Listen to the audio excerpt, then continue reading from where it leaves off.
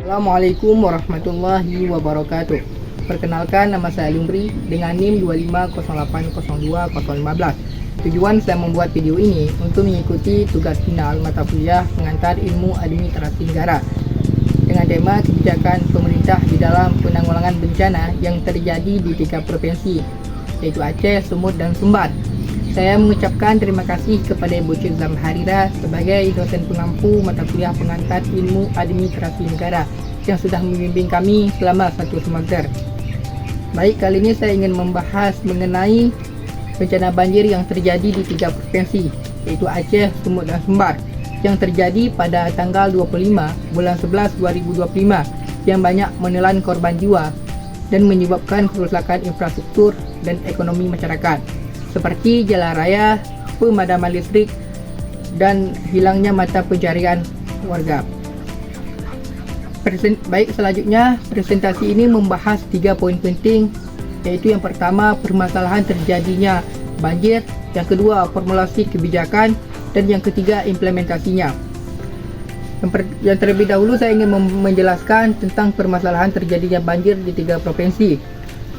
Permasalahan banjir di 3 provinsi ini tidak hanya disebabkan oleh faktor alam, tetapi juga oleh faktor antropogenik.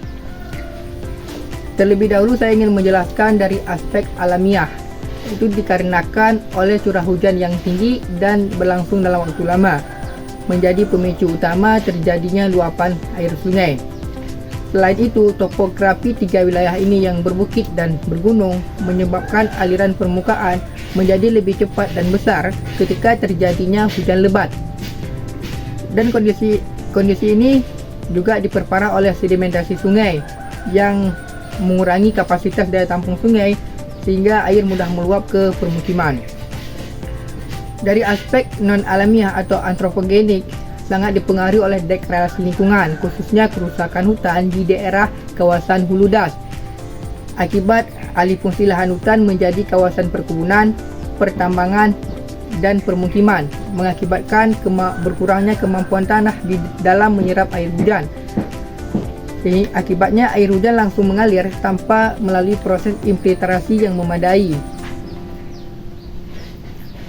Selain itu, permasalahan lain yang turut memperburuk kondisi banjir di 3 provinsi ini adalah keterbatasannya infrastruktur pengendalian banjir yang seperti bendungan, tanggul, kanal banjir.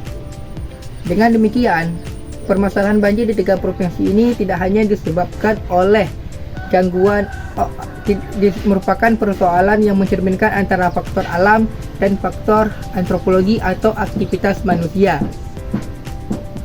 Baik, saya akan masuk ke poin kedua, yaitu formulasi kebijakan. Dalam upaya meminimalisir permasalahan banjir, kebijakan yang dirumuskan perlu bersifat komprehensif dan integrasi. Kebijakan penanggulangan banjir tidak hanya berfokus pada aspek teknis infrastruktur, tetapi juga harus mencakup pengelolaan alam, penataan ruang, serta kelembagaan dan partisipasi. Ada beberapa poin kebijakan, formulasi kebijakan untuk meminimalisir banjir. Yang pertama yaitu kebijakan pengelolaan aliran sungai melalui konservasi hulu seperti rehabilitasi hutan dan lahan kritis. Yang kedua, kebijakan penataan ruang, rencana yang berbasis mitigasi bencana.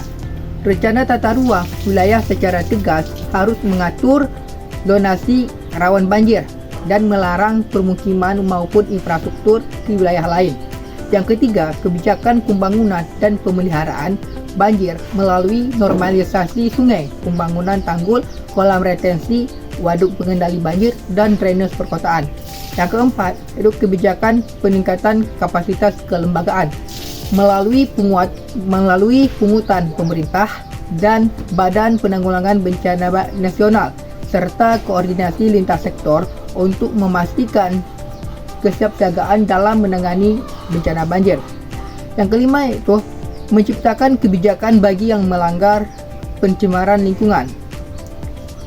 Baik, selanjutnya saya ingin membahas tentang poin ketiga, yaitu implementasi kebijakan.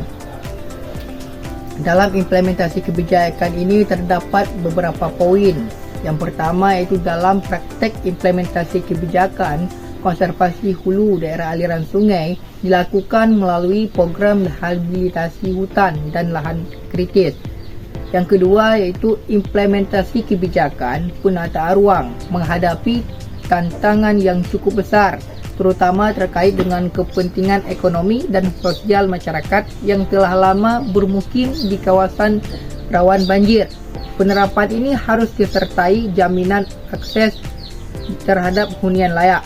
Dan yang ketiga yaitu implementasi kebijakan pengendalian banjir memerlukan pengawasan yang ketat dalam agar pembangunan berjalan sesuai standar teknis. Pemeliharaan infrastruktur menjadi kunci mengingat proyek pengendalian banjir yang kehilangan fungsi. Yang keempat, implementasi kebijakan penguatan kelembagaan dan sistem peringatan dini perlu didukung oleh peningkatan sumber daya manusia serta pemanfaatan teknologi informasi. Yang kelima yaitu implementasi memperkuat regulasi hukum yang sudah dibentuk dan menciptakan sanksi seberat mungkin.